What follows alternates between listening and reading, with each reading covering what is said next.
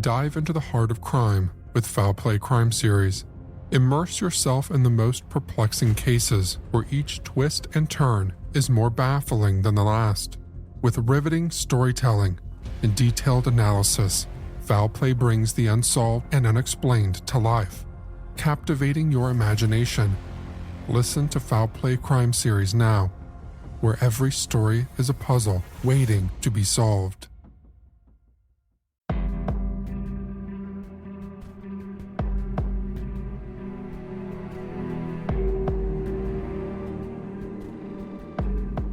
A divorce settlement doesn't always mean that everything is settled. So when a recently divorced woman was found murdered in her home, the investigators immediately looked at her ex-husband, and then found themselves under fire for supposedly only investigating the ex-husband. I'm Charlie, and welcome to Crimelines.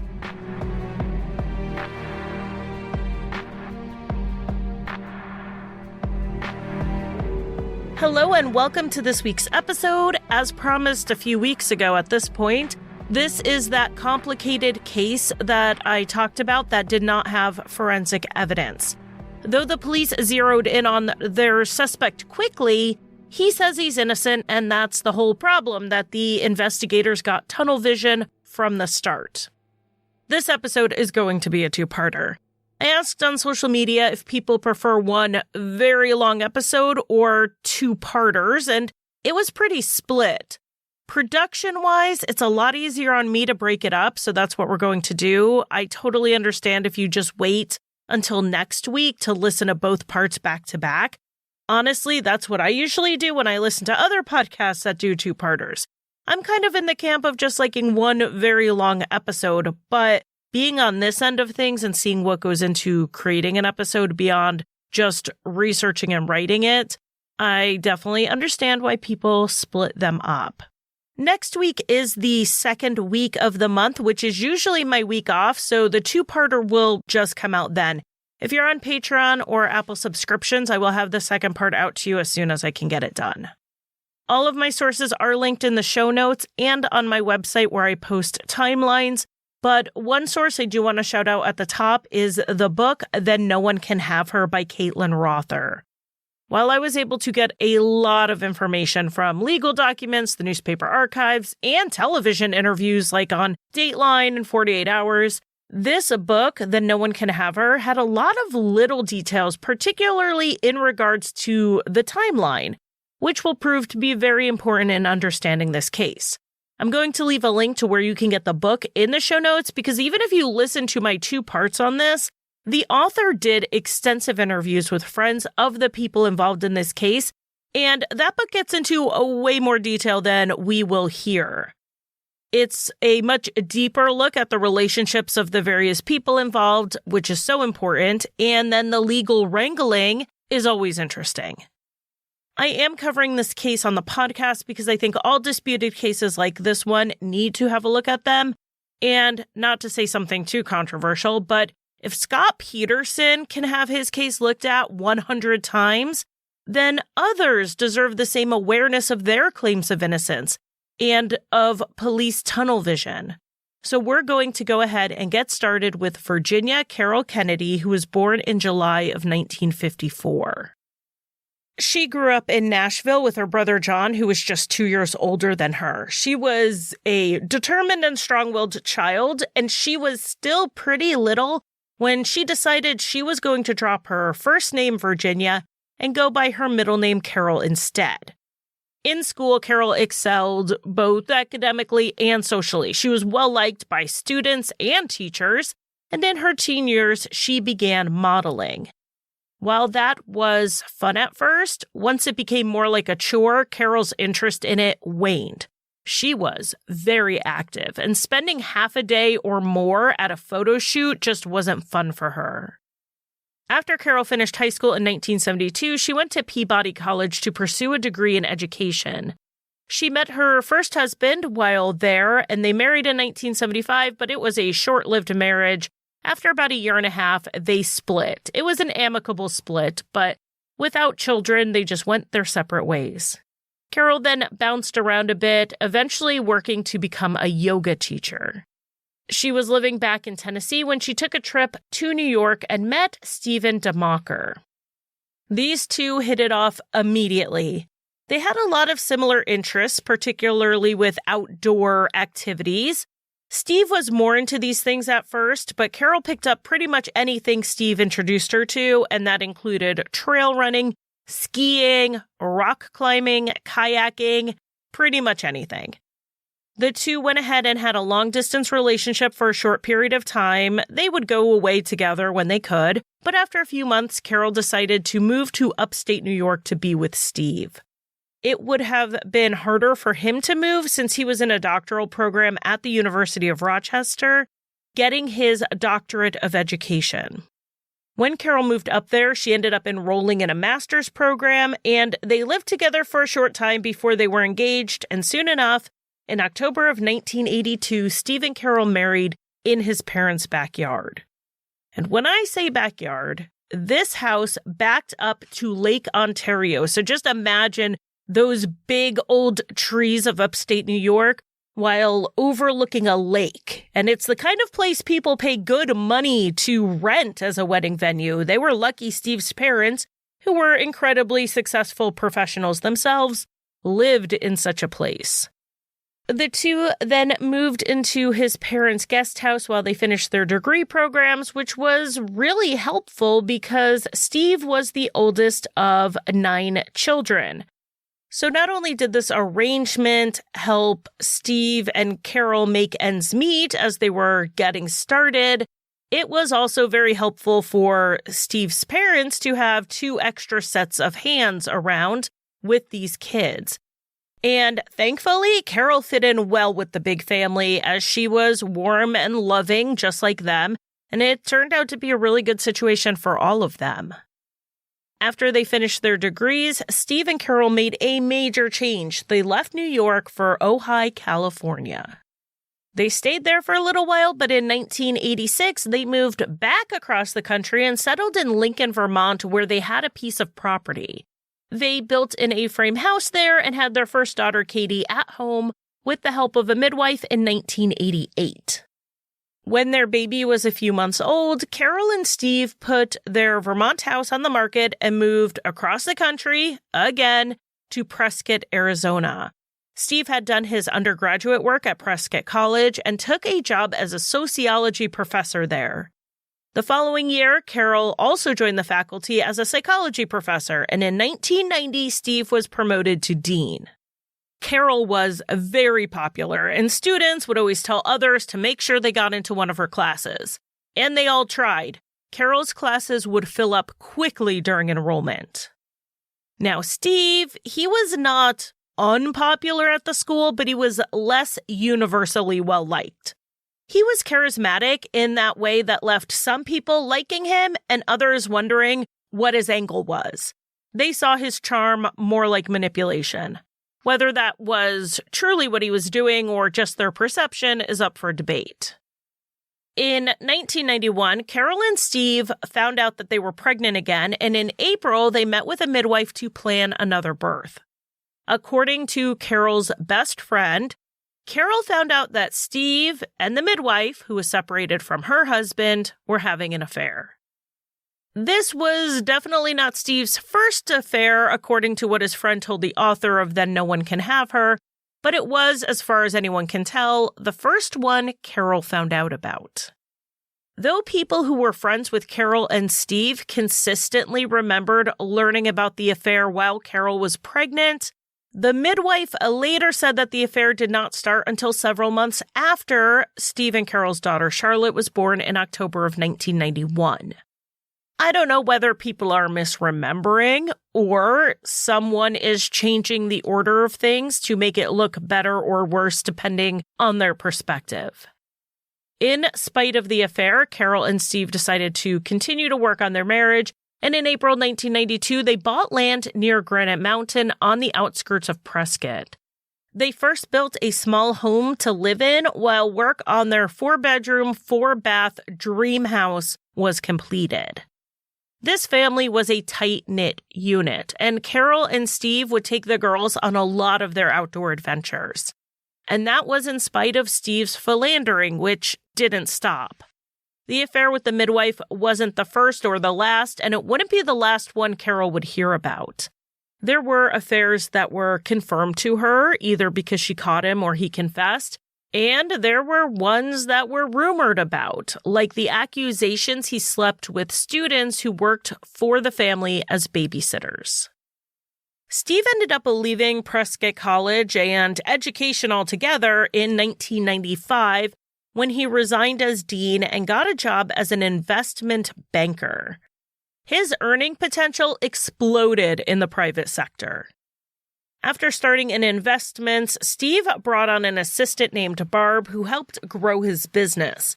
And the two also started a years-long, on-again, off-again romantic affair that Carol was aware of. Or at least she was aware there was an affair at some point and often believed Steve when he told her it was over. The best apology is changed behavior, and Steve really never provided that.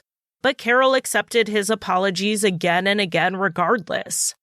According to what her friend told the author of Then No One Can Have Her, Carol wanted to keep working on the marriage for two reasons.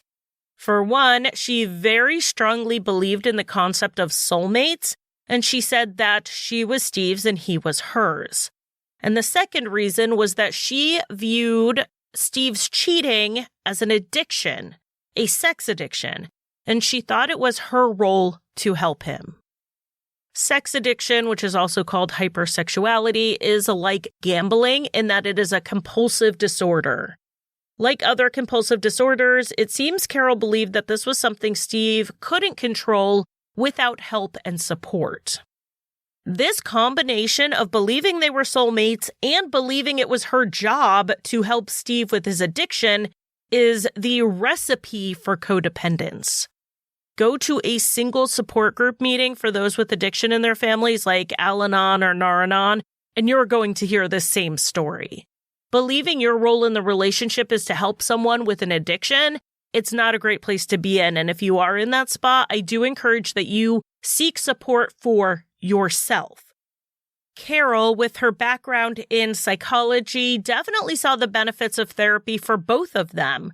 Separate sessions for each of them for sure, but she also wanted marriage counseling.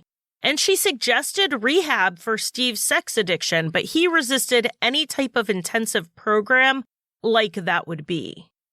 In 2003, after 21 years of marriage, the couple finally separated. However, it's not what you think. Steve was the one who decided to move out, but not to end the marriage. He was working in finance in Arizona, and the stock market in the U.S. works on Eastern Time. Because most of Arizona does not change their clocks for daylight savings time, they're either 2 or 3 hours behind New York, depending on the time of the year. So the market opens at 9:30 on the East Coast, meaning that to get to work before the market opened, Steve was regularly getting up at 4 a.m., which meant he went to bed around 9. The rest of the family, particularly as their girls got older, kept later hours, and he had trouble getting enough sleep with all the movement of the kids and their friends and the dogs after 9 p.m. So Steve's solution was to get a condo that he could sleep in during the work week. With Steve's history of cheating, it surprised me to learn that Carol didn't see this as just a giant red flag. She thought at the time they were in a good place and that it would be best for both of them because living with other people is hard, and she could use some space from Steve to just do things her way during the week. Maybe having a little bit of space would actually make their relationship easier. Whether Steve got the condo planning to have other women over or not, that's what Carol found out was happening within a few weeks. She had been told by Steve that his affair with Barb was over, but Carol learned she was spending the night at the condo. As he had done before, Steve apologized, asked for forgiveness, said the cheating was over for sure, and as a show of trust, he signed over the deed to the family home to Carol, so he wouldn't be able to just leave her high and dry. Carol had left teaching at that point. She was focusing more on her art and working as a counselor part-time, making a fraction of what Steve made. so having the equity in the house in her back pocket was useful. But Steve continued seeing other women, and in 2006, he filed for divorce. He withdrew his petition a few weeks later, but it seems it planted enough of a seed because in March of 2007, Carol filed her own divorce petition, and she was committed to not going back on it. These divorce proceedings could not have come at a worse time for Steve, financially speaking. He had become accustomed to a certain lifestyle with his income of $500,000 a year. 2007 was his highest earning year on the books. But then at the end of the year, we had the start of what would turn out to be the greatest economic downturn in the U.S. since the Great Depression. We even call it the Great Recession. It was not a good time to be an investment banker who was largely dependent on the stock market for his income. If you were making $500,000 in 2007, you could have a good amount tucked away in the event something like this happened. But Steve, like a lot of people in this position, didn't see it coming, and he was the kind of guy who liked to spend what he made, and then some. So the cut in his salary was a big deal. Mind you, he was still making more in 2008 than most of us were, but he was also spending more. When you go through a divorce and you are figuring out child support and alimony payments, they are based on what you made the year before because that's what's documented. So if your divorce is finalized in 2008, they're looking at your 2007 tax returns to determine your income, especially if you have one like Steve's that isn't always the same exact amount each month.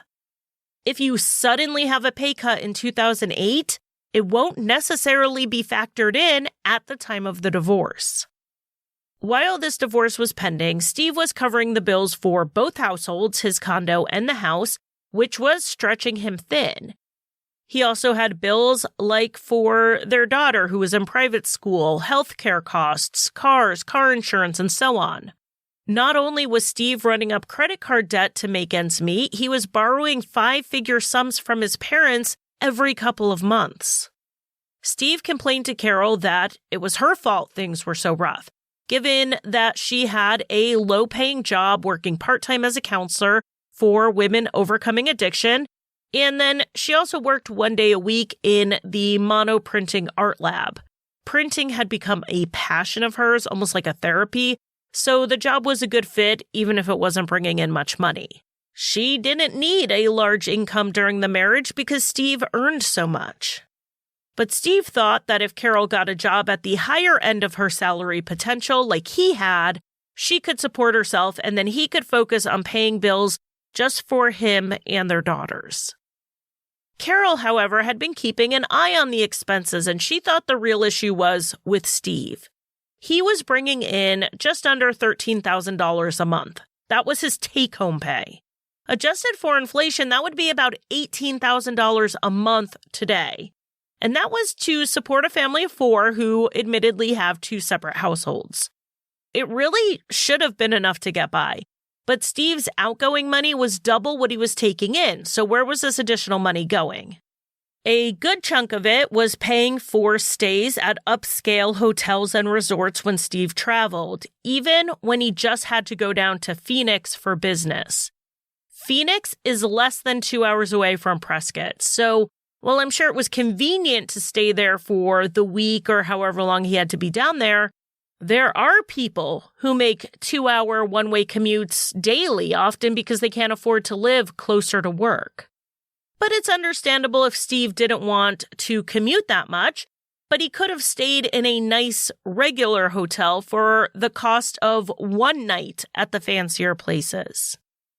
Steve also decided when their daughter started driving to lease her a BMW. So that's a choice, but when you're accruing credit card debt and borrowing from your parents and stressed about finances, does your teenager really need a luxury car? And then there were the multiple expensive trips a year, the $10,000 spent on 1 year just playing golf. And so Carol was looking at all of this and definitely did not see Steve's financial issues as her fault. She also thought that after all she did to support Steve's ambition during the marriage and putting up with his infidelity for 25 years, she deserved to see some benefit in the form of alimony. The two could not come up with any sort of compromise in regards to the finances, so their divorce was headed to trial. Anyone who has been divorced and knows how expensive it is if your lawyers end up having to duke it out in the courtroom rather than if you go to mediation and settle. At this point, they were both really complaining about money while throwing money at their attorneys.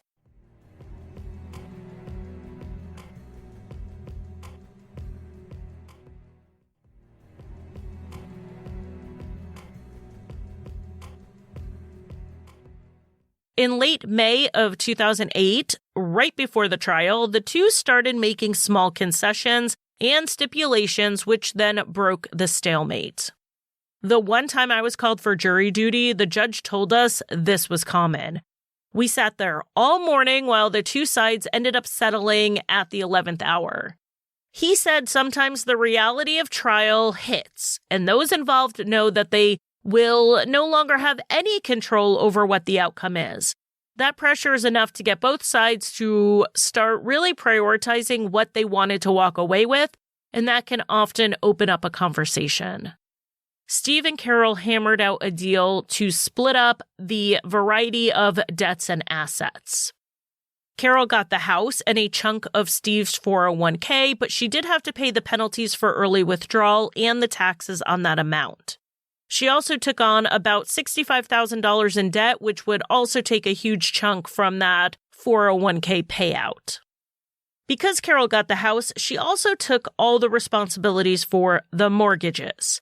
And yes, I'm saying mortgages, plural. Around the time Steve bought his condo in 2003, he refinanced the house, taking out some of the equity. That mortgage was for a total of $408,000. He then took out a second mortgage in January of 2004 for $70,000. According to Carol, the second mortgage was only in Steve's name, and she did not know about it at the time, but because she owned the house now, it became her liability. And again, the timing was just bad for this. Just as Steve's income had gone down with the economic downturn, the housing bubble had burst. Carol was saddled with this home that she couldn't really afford to keep up after she paid mortgages, taxes, insurance, and utilities, but she would have been lucky to sell it for what she owed on it, leaving her with nothing for a down payment on a small place that's easier to afford. The main thing Carol got out of this divorce was a hefty alimony payment. Beyond the financial losses, Carol's younger daughter, who was still a minor, decided to live with Steve. So Carol was dealing with that on top of all the financial issues, and with all of that stress, her friends could see that she was depressed. She was losing weight, which, because she was already slim, she looked sick and people were worried about her. Steve, for his part, also was not happy with the financial settlement they came to. He still had significant debts that he kept as his alone. It's not like Carol got saddled with all of it. Plus, Carol was given alimony at Arizona's usual average of 15%, but that was based on Steve's 2007 income. That meant she was getting around $6,000 a month, which was more like 45% of what he was actually making in 2008. This alimony payment was for 8 years, though of course Steve could go back to court later and have it lowered if his 2008 income didn't pick back up. But that would be yet another expense to hire an attorney to deal with that. Really, neither side came out of this marriage in a great financial place, mostly due to the excessive debt that had been accumulated. But the economy definitely played a role in this.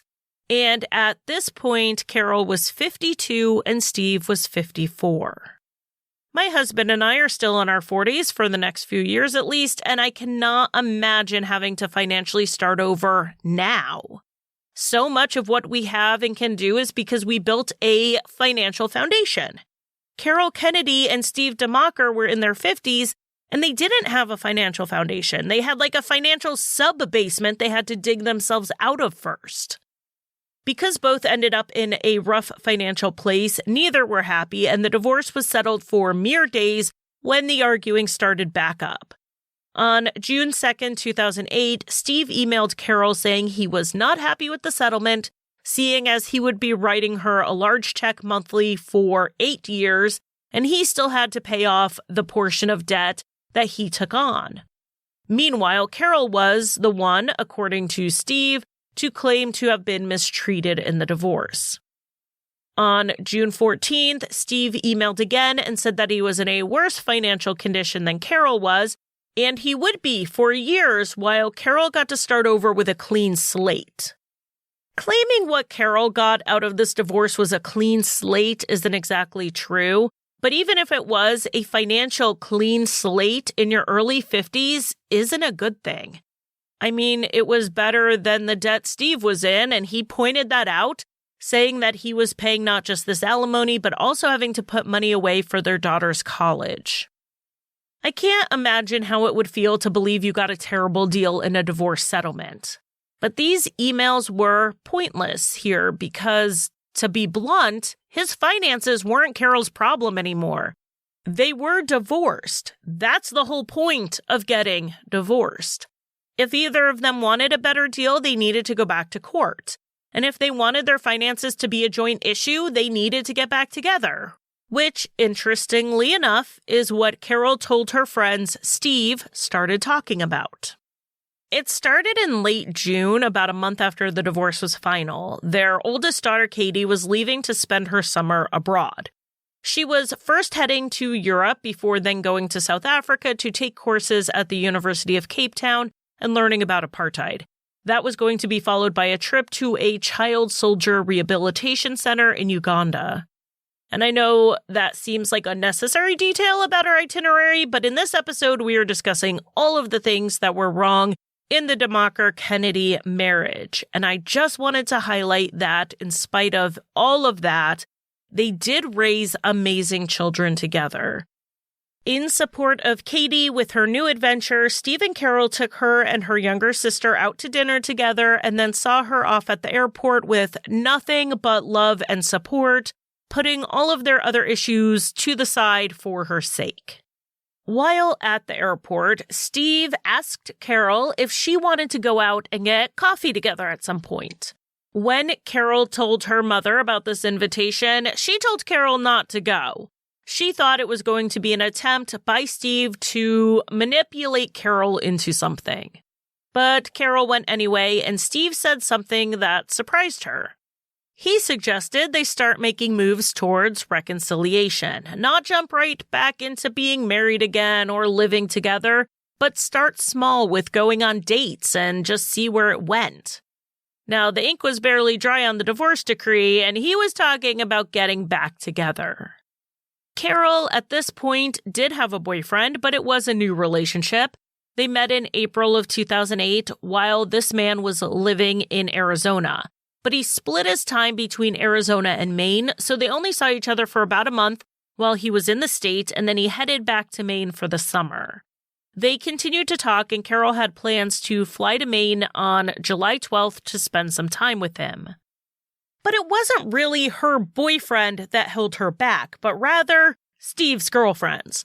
The 17 or so she counted during their marriage, and the ones she knew he was seeing right then, like his assistant Barb, who he was still seeing on and off, and a woman named Renee. Steve and Renee didn't start seeing each other until after Carol filed for divorce, and Carol told her daughters that she liked Renee. If someone was going to be in her daughters' lives in a step-parent role, Renee was probably one of Steve's better choices. So in the end, Carol told a coworker that she turned down Steve's offer to start dating. The push and pull of wanting to reconcile and wanting to split up was something she did while they were separated. She didn't want to start that cycle back up. A few days after this brief attempt at reconciliation was July 1st, the day the alimony payment was due, and Steve didn't send the money.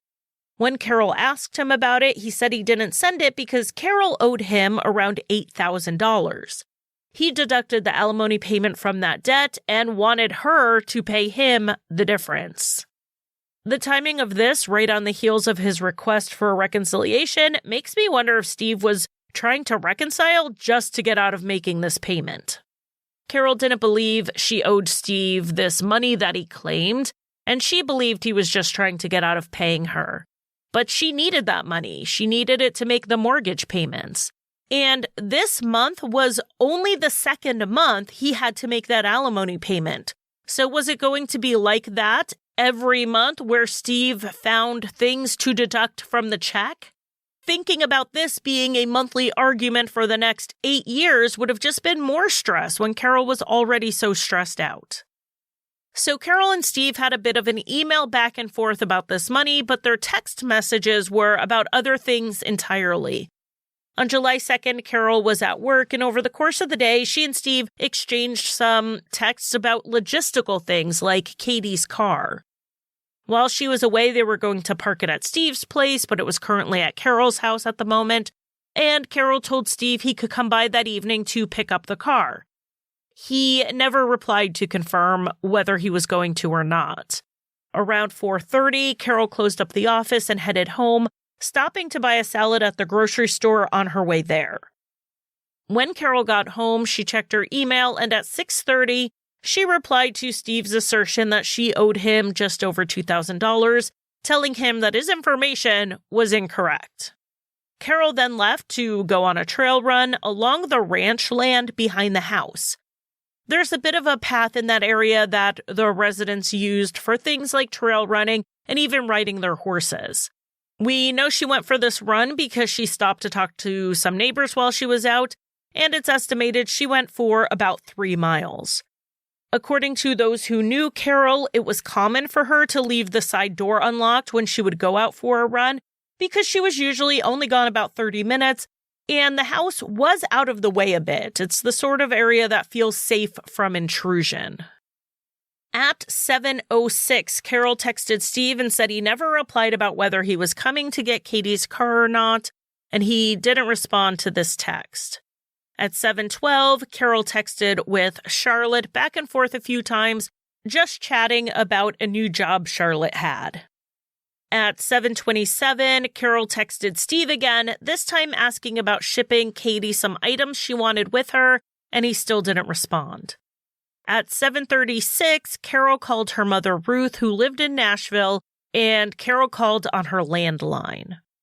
Carol called Ruth just about every day since her father died in March of 2006. Ruth was in her 80s and she lived alone, so Carol called to check up on her. And Ruth needed the calls from Carol because she was also worried about Carol living in a remote area alone. Carol did have someone living on the property with her, just not in the same house. Remember how Carol and Steve had that small house that they used while they were building the main house? They converted it into a guest house, and in February of 2008, Carol's friend Jim Knapp moved in.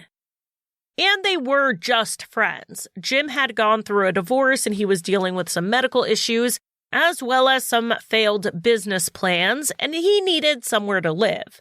And Carol liked having a friend and confidant around. But even with Jim around, Ruth liked to hear from her daughter every night before she went to bed. During this call, and I assume many over the years, Carol complained about Steve. This time it was about him not paying alimony. She told her mom that she really didn't have any choice other than to call her lawyer about it in the morning and figure out where they needed to go from there. The two were on the phone for over 20 minutes when Carol suddenly said, "Oh no," and went silent. The way this was said wasn't urgent as though she was scared. It was more like she was surprised, maybe annoyed, and Ruth sat on the line asking what was wrong. Carol didn't respond, and the call disconnected at 7:59 p.m. Ruth immediately tried to call back, but no one answered. She was worried because Carol never got off the phone suddenly like that. It was always the usual "I love yous" and such. Ruth called a couple of times before she decided to call Steve to ask him to go check on Carol.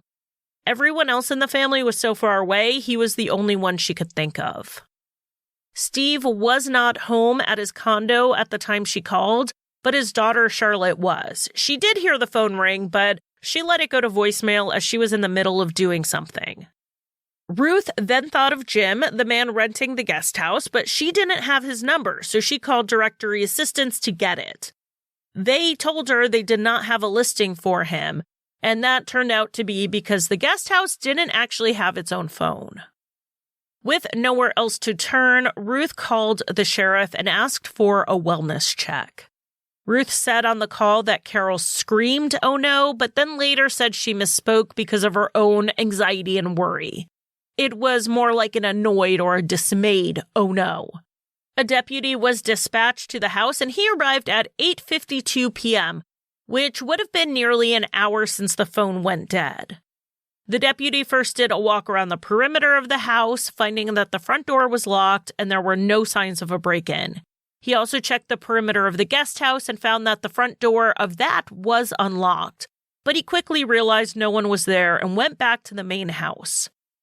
This deputy found that the patio doors that led into the dining room were unlocked, but before he made entry, he decided to look in the windows and see whatever he could see first. The house was dark, and it didn't look like anyone was home, so he used his flashlight to peer in the windows. Looking through the window of a back bedroom, which was used as an office space, he saw a woman lying on the ground with a bookcase pulled over next to her. Noticing blood around her head, he raced back to his patrol car to call it in. When backup arrived, they entered and cleared the house. No one was in the house except for Carol, who was found lying face down with her right arm under her body.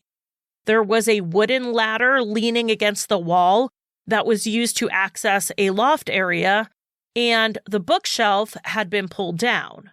The phone, which she had been using to talk to her mom, was on the carpet near a desk chair.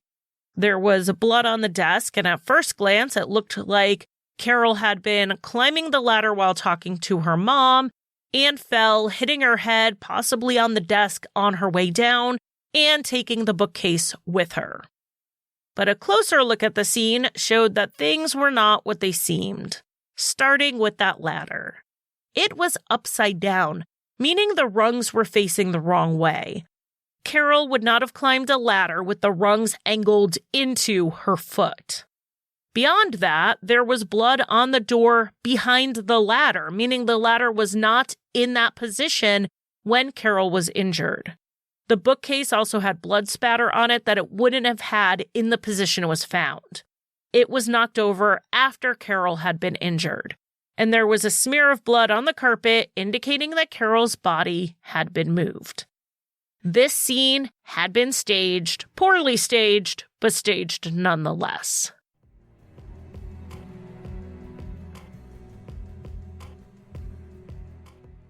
Spin your passion into a business with Shopify and break sales records with the world's best converting checkout. Let's hear that one more time. The world's best converting checkout. Shopify's legendary checkout makes it easier for customers to shop on your website, across social media, and everywhere in between. Now that's music to your ears. Any way you spin it, you can be a smash hit with Shopify. Start your $1 a month trial today at shopify.com/records.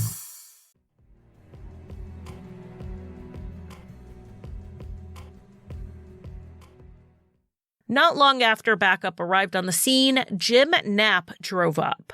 The officers outside the house asked who he was, and he said he lived in the guest house. They didn't tell him what was going on, but they did ask a few questions, like if Carol had been home when he left that day, and he said she wasn't. He hadn't left until around 1 p.m., and Carol was already at work. Jim offered to call Carol's cell phone and let her know that the police were there if they wanted him to, and they said no and asked him to just stay in his truck. Jim did as they asked as far as sitting in his truck, but not about not calling Carol. At 9:37 p.m., Jim called Carol and left a message asking if everything was okay because there were police at the house. This wasn't the only time Jim was spoken to at the scene, and he was later asked for more information when he knew something had happened to Carol. As they talked to him, they were also looking him over to see if there was anything like scratches or blood on him, but nothing was visible. He did tell the investigators that if anything happened to Carol, they needed to look at her ex-husband, Steve, who he called sneaky and manipulative. While this was all happening at the scene, Carol's family was still waiting on a call back from the sheriff. They were told they would hear something when the deputy went out to Carol's house, but it had been hours and they heard nothing. But they weren't just waiting around. Ruth and Carol's brother John proceeded to kind of tag team phone calls, making the rounds between calling Steve and calling Carol. Finally, around 10:30, 2 hours after Ruth had called for a wellness check, Carol's brother John finally got Steve on the phone. Steve had not listened to the previous messages from Ruth and John yet, so John had to go back over everything about the disconnected phone call, and then he asked if Steve would head over to Carol's place to see what was going on. And Steve said no. John insisted, but Steve said that for all they knew, Carol wasn't answering because she had a date over. She had gotten very angry with Steve the last time he showed up to the house unannounced, so he was not going to invade her space or privacy.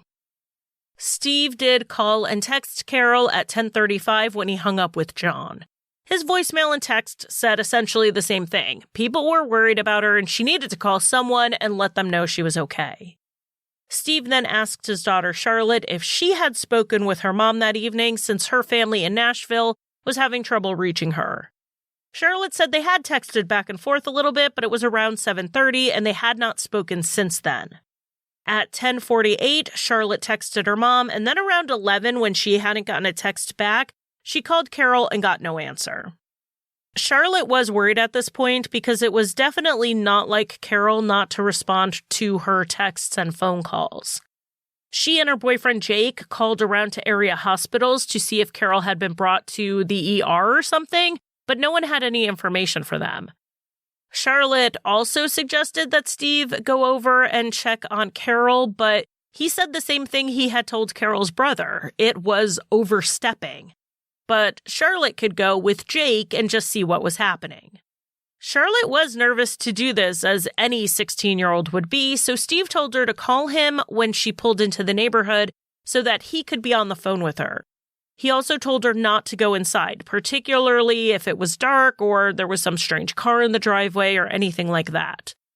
Charlotte and Jake pulled into the neighborhood around 11:55 and called Steve.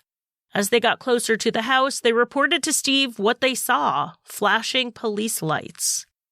Steve was on the phone as they pulled up and rolled down a window. A deputy asked them who they were, and Charlotte identified herself as Carol's daughter. And that's when she was told that Carol was dead. Charlotte immediately started sobbing and dropped her phone. Jake picked it up and told Steve what they had just been told and then handed the phone to a deputy to tell Steve the rest. Steve expressed concern that Charlotte had seen something, but they assured him that she never got near the house and she certainly hadn't seen her mother's body. Steve talked to the deputy for a short time before he said he was going to head over to the house to be there for Charlotte.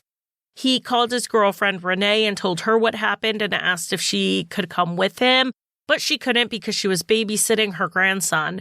And then Steve called Carol's brother John at 12:11 and broke the news to him, and John went over to his mother's house to tell her in person. When Steve got to the scene, the police wanted to talk to him right away. He told them he was supposed to come by that evening to pick up his other daughter's car, but he hadn't made it over. He said that he hadn't been to the house at all for a week or so, and even then, he was just there to drop some things off and possibly pick up a grill. He said he hadn't been inside the house in at least 6 months. Steve told them that the divorce had been tense and that they had arguments about money, but he said things were getting better, and he mentioned that the two had been talking about starting to date again. The police wanted to continue to question Steve at the station, so they had Charlotte, Steve, and Jake all go down there. Steve was questioned about his alibi for the night, particularly around 8 p.m. when Carol's phone disconnected suddenly. He said he was out mountain biking at the time. For the ease of understanding, let's go ahead and just go over the entire timeline pieced together through Steve's statement, Charlotte and Jake's recollections, and phone records. I will be posting the timeline of the day of the murder on my website this week, so you can go check that out if you need something visual. Next week, I'll post the overall case timeline. Steve said he had a typical day at work, leaving after 4:30 and getting home around 4:50. His condo gate has a code per person, so he had a different code than Charlotte. Using this, the police could verify not necessarily when Steve left his condo, but definitely when he came back. Steve said he got home, changed into his workout clothes, and told Charlotte and his boyfriend that he was heading out for a bike ride. Steve was newer to mountain biking as he preferred running, and when he would go out for a run, he often worked out at the gym after. So Charlotte and Jake weren't expecting him home for a few hours, assuming that he kept to his schedule of having his usual post-workout workout. It's estimated he left the condo between 5 and 5:30. At 5:36, according to phone records, Steve's phone powered down. Whether it was turned off or the battery died, the investigators couldn't tell. Steve claimed the battery died. He also said he got to the trailhead between 6 or 6:30 with a plan to ride until 8:30 or 9. He left his phone in the car because there was poor reception in the mountains, so there wasn't a point in bringing it. The battery would have also been dead by then, based on the phone record, so that would also be a valid reason to leave it behind. Steve and Charlotte usually ate dinner late, around 9 or 9:30, when he got home from working out and managed to cook a meal. When 9:30 rolled around and Steve had yet to come home, Charlotte wondered what was going on. She called him at 9:40 and 9:52, with both calls going straight to voicemail. Charlotte even called Steve's girlfriend Renee to see if she knew where he had gone riding, and she said she didn't. At 10, Charlotte and Jake were hungry, so they went to the store to buy what they needed to make some stir-fry. According to the phone records, Steve's phone powered back on at 10:08. He then called Charlotte, who was still at the grocery store, and said he was gone so long because his bike had gotten a flat and he had to walk it 4 miles back to the car. He explained that his phone had died, so he couldn't call and let her know he was going to be late until he remembered that he had an extra phone battery in his car. Steve told Charlotte he was near the gym and was thinking about working out, but since no one had eaten, he changed his mind and headed home. Steve's phone, when it came online, did not ping where he said his car was parked at the trailhead or near the gym where he told Charlotte he was. It pinged off the tower nearest his condo. We also know he was near his condo because a minute after calling Charlotte, he entered through the security gate. It's possible Charlotte had simply misunderstood or misremembered what Steve said about where he was when he called. Charlotte and Jake returned to the condo around 10:15, and Steve was in the shower. At 10:30, Steve spoke with Carol's brother John. He then threw his workout clothes into the washer and went to sit down to eat. At this point, Jake and Charlotte noticed that Steve had scratches, mostly on his legs, but a few on his arms, and asked him about them. He said that the trail he was riding on had thorny bushes along it, and he got cut up as he tried pushing the bike through. It was while eating that Steve told Charlotte about her Uncle John calling, worried about Carol. And then Steve said he had also gotten a call from a coworker that he left his computer logged in and he had to run back to the office to log out. It was while he was gone that Charlotte started calling the hospitals to look for her mom. Steve then returned through the condo security gate at 11:04. But then his code was also used at 11:21. Charlotte and Jake left around 11:30 to go to Carol's, but then Steve must have left again because his code was used yet again to return at 11:51. The police thought Steve's story sounded suspicious. Obviously, his phone just happened to be dead during the time his ex-wife, who he was arguing with about money, was killed. He just so happened to remember he had a spare battery in the car only after her death and when he was close to his own home. And when they asked Steve where he went riding, he pointed out a trail that was about a 20-minute drive from his condo. The trail, though, brought him within a mile of Carol's house. This all sounds suspicious, but phone batteries do die, particularly later in the day. And Steve had lived in the area he went riding for many years, so he was familiar with places in that area. It could have just been a coincidence that he was riding near the house at the time of the murder while his phone battery was dead. Of course, the investigators didn't think it was a coincidence, and though Steve was initially interviewed as a witness, they eventually read him his Miranda rights that night and started asking much more direct questions. They asked him if they would find his DNA or fingerprints in the house, and he basically said it depended how long those things stuck around, but he hadn't been in the house for months. They said they were going to get a warrant for his prints and a DNA sample, and he said he'd provide them willingly. He hadn't been in the house, and he hadn't attacked Carol. Photos of Steve's injuries were taken, which included those scratches on his arms and legs that Charlotte and Jake had seen, but also some abrasions to his lower torso. The investigators didn't think they looked like thorn and brush scratches, but possibly scratches from barbed wire. Barbed wire is used along the ranches that Carol's house backed up to. The fact that Steve put himself with a bicycle that night was not unnoticed. When the police found blood drops outside of Carol's house, they realized there was a path that ran between the backyards of the houses and the ranch behind the neighborhood. It was the path Carol ran, and a lot of people rode their horses there. But because of the loose, sandy material of the path, it wasn't generally used for biking. However, they found bike tire treads. They were also able to identify Carol's running shoe tread along the path.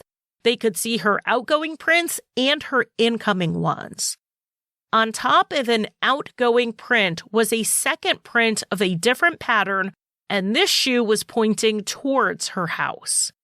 This made the investigators wonder if Carol's killer had watched her leave and then went inside through the door she usually left unlocked.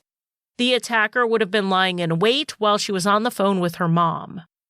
Because light bulbs had been unscrewed in the laundry room, it seemed like that would be the likely place someone would have hidden. The investigators, suspecting that someone might be Steve, did what they could do to verify or discount his alibi. Unfortunately, he said he didn't see anyone on the trail that night and no one could put him there, but they also didn't have witnesses putting him on the trail behind Carol's house. Cell phone pings were pointless because Steve's phone was dead during the key points on the timeline. They did have the return entry from the condo gate, but they couldn't confirm why Steve left and came back 3 times after hearing from his brother-in-law. The only reason he gave to Charlotte was that his coworker had called, but his coworker told the police he had never called to tell Steve that his computer was logged in. He said he wouldn't have known if it was or not because he never went into Steve's office. In checking the computer, the police found that Steve had logged off at 4:38 before he left work, which was company policy. The office apparently didn't have security cameras or logged key cards, so they couldn't say for sure that Steve didn't go back that night, but if he did, it couldn't have been for the reason he said. So why did he seemingly lie to his daughter about why he had to go out? The investigator suspected that Steve may have used that time that he left the condo to get rid of evidence after learning from his ex-brother-in-law, John, that they had already called the police to check on Carol that night. Steve may not have expected her body to have been found until the next day. These were just suspicions, but they did rise to the level of probable cause, which the police used to get warrants to search Steve's condo, garage, and vehicle. Inside the condo, they found the workout clothes that Steve had worn when he left for his bike ride. He had washed them and they were still in the dryer. Those were taken into evidence, and they even took the washer apart to take swabs to test for blood. They inspected the bike Steve had taken on the ride, and the tire was, in fact, flat, and the valve was in pretty bad shape. Because they found those shoe prints and bike tire impressions behind Carol's house, they took the bike and Steve's various athletic shoes into the lab to compare the prints. And they also took tons of photographs. On the same day they did the search, the ME was getting his autopsy report ready. He concluded that Carol had died of blunt force trauma to the head from multiple blows and suggested that the murder weapon was something like a golf club. The investigators had seen a set of golf clubs in Steve's garage, but the whole set was there. There was nothing obviously wrong with any of them. Then one officer remembered seeing the cover for the head of a club sitting on a shelf. They checked the photos they took from the garage and saw that cover sitting there. So they had a cover for this golf club, but not the actual club. It didn't seem that important until they got the autopsy report. So the initial search ended at 3:55 p.m., and then based on the autopsy report and the photo of that golf head cover, they got a second warrant at 6:40 to go back. But when they got there and checked the shelves, the cover was gone. Steve had entered his garage about 10 minutes after the initial search team left and started cleaning up. The police are not well known for being tidy when they conduct searches like these, and Steve was someone who was pretty particular about things. The investigators knew the cover had been there on that shelf thanks to the photographs, but it was gone. It seemed suspicious that of all of the things from the photos that disappeared, it was the exact thing they thought was connected to the murder weapon. Based on the writing on the cover that they could see in the photo, they knew this was a Callaway No. 7 Big Bertha 3 golf club, a club they could prove Steve had once bought but was nowhere to be found. It was just more evidence against Steve in the minds of the investigators, but there were two people who never doubted Steve's innocence, and those were his and Carol's two daughters. And that's where we're going to stop for this week. Next week, we're going to get way more into the investigation and what came after this. And probably the most important thing as far as Steve DeMacre's claims of innocence go, we'll get into the other alternative suspects because unlike the Scott Peterson case, Steve's side is not presenting neighborhood burglars as the alternative suspects, but rather other people Carol knew. Thank you for listening. If you want more content, check out my other show, Crimelines and Consequences, wherever you get your podcasts. I also offer bonus content and ad-free listening at patreon.com/crimelines or through the Apple Podcast app. If you want to buy me a coffee, the official drink of Crimelines, you can give a one-time donation at basement4productions.com/support.